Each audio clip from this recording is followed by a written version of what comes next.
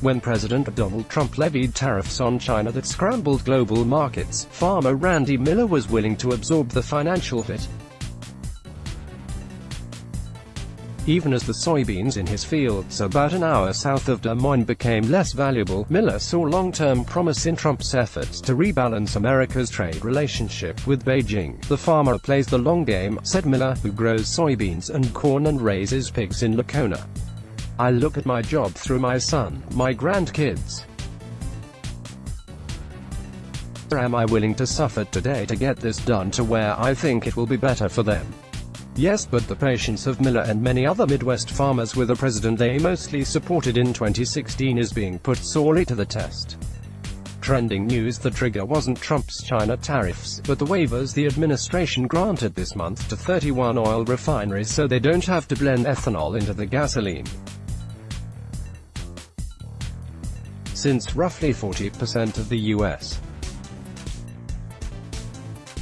corn crop is turned into ethanol, it was a fresh blow to corn producers already struggling with 5 years of low commodity prices and the threat of mediocre harvests this fall after some of the worst weather in years. That flashpoint was reached and the frustration boiled over, and this was the straw that broke the camel's back, says Lynn Crisp, who grows corn and soybeans near Hastings, Nebraska, and is president of the National Corn Growers Association. "I've never seen farmers so tired, so frustrated, and they're to the point of anger," says Gary Newenhouse, a farmer from Primga in northwest Iowa who said the waivers were a hot topic at a recent meeting of the Iowa Corn Growers Association.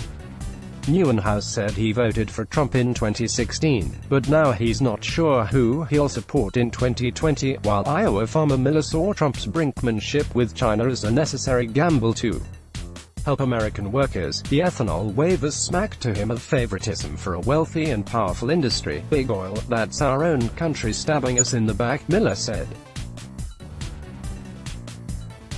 "That's the president going, the oil companies need to make more than the American farmer.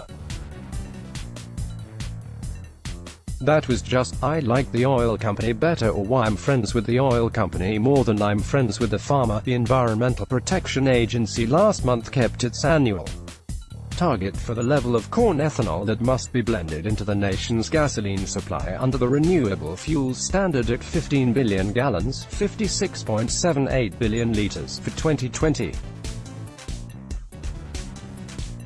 That was a deep disappointment to an ethanol industry that wanted a higher target to offset exemptions granted to smaller refiners. Those waivers have cut demand by an estimated 2.6 billion gallons, 9.84 billion liters, since Trump took office. At least 15 ethanol plants already have been shut down or idled since the EPA increased waivers under Trump, and a 16th casualty came Wednesday at the Corn Plus ethanol plant in the south-central Minnesota town of Winnebago. The Renewable Fuels Association says the closures have affected more than 2,500 jobs. The 31 new waivers issued this month came on top of 54 granted since early 2018, according to the association. While the waivers are intended to reduce hardships on small oil refiners, some beneficiaries include smaller refineries owned by big oil companies.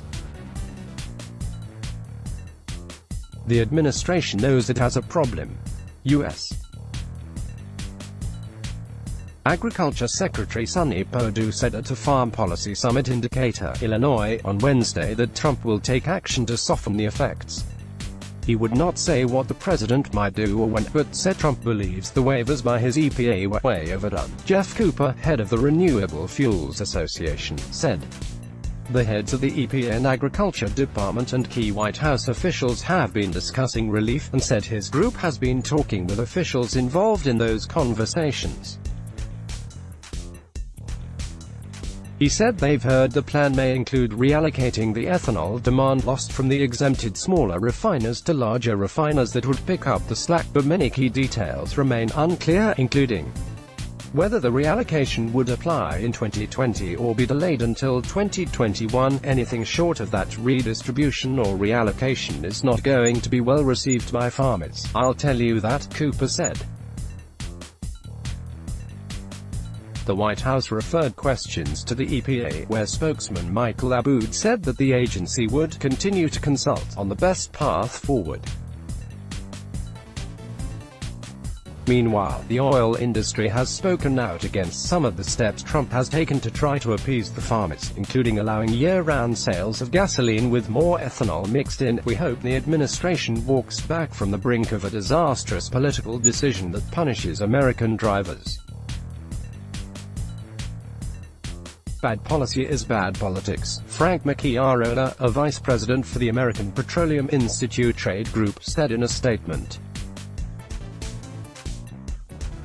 Another example of the tensions came last week when the Agriculture Department pulled its staffers out of the Pro-Farmer Crop Tour, an annual assessment of Midwest crop yields, in response to an unspecified threat. The agency said it came from someone not involved with the tour, and Federal Protective Services was investigating. Despite farmers mounting frustrations, there's little evidence so far that many farmers who backed Trump in 2016 will desert him in 2020. Many are still pleased with his rollbacks in other regulations. Cultural issues such as abortion or gun rights are important to many of them. Many are wary of a Democratic Party they see as growing more liberal. Miller, too, says he's still inclined to support Trump in the next election. Though Trump has inserted new uncertainty into Miller's own financial situation, he believes the president has been good for the economy as a whole. And as a staunch opponent of abortion, he sees no viable alternatives in the Democratic presidential field. Crisp, too, says he doesn't see an acceptable Democratic alternative. Still, he cautioned Republicans against taking farmers for granted. We're not a chip in the political game, though I'm certain there are folks who are political strategists who view us that way, but it's not the case, he said. Brian Thelman, who farms near Plato in south-central Minnesota and serves as president of the Minnesota Corn Growers Association, confronted Perdue at a trade show this month about Trump's recent statements that farmers are starting to do well again.